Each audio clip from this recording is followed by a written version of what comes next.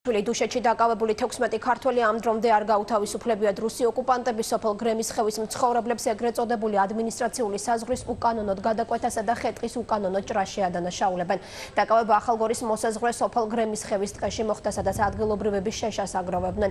აყვანის მომენტში მესაზღვრებმა ქართველებს უთხრეს, რომ ტყე ოსი სეპარატისტების კუთვნილება იყო.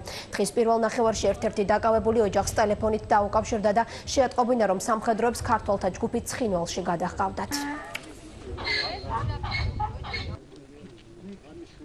ეს რუსის ბიჭები და ჩასხეს ეს 16 ბიჭი წაიყვანეს, როცა არც არაფერი ჩვენი ზონა იყო ეს, რომ ჩვენ ზონაში იყვნენ დაჭერილი, ჭერიდნენ და იქიდან რა ვიცი ვიღაცამ დააბიზღა, მოადგნენ, წაიყვანეს ეხლა და მივთომ ცხინვალში გაყავთო და როგორ წაიყვანენ ჩემი ავამტყოფიშვილს საგენათველი არ ვიცი.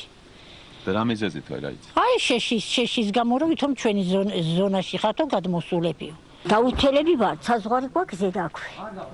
ხო და ჩვენ ნაწილში, ჩვენ ზონაში იყვნენ და იმათ რა უფლები წაიყვანეს, ეგ აღარ ვიცი. ამას ხო გარკვევა უნდა შვილო.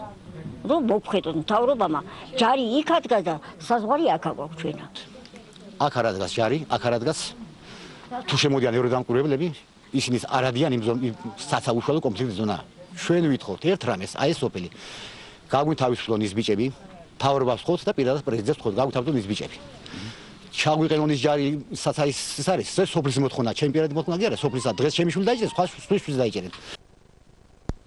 საგარეო საქმეთა სამინისტროს დაკავებულების ადგილსამყოფელი ჯერისავ არ დაუდგენია უწყება გატაცებაში რუს ოკუპანტებს ადანაშაულებს. მომხდარის დეტალების დასადგენად დიპლომატები შინაგან საქმეთა სამინისტროს დაუკავშირდნენ. ვაშაძის უწყებაში ფაქტს რუსული აგრესიის მორიგ გამოვლინება დაფასებენ და განმარტავენ, რომ მსგავსი შემთხვევები რეგიონში სიტუაციას კიდევ უფრო ძაბავს. არის 16 ქართველზე, რომლებიც იმყოფებოდნენ ჩვენს ტერიტორიაზე, რომელიც უშუალოდ ესაზღვრება ოკუპირებულ ახალგორის რაიონს.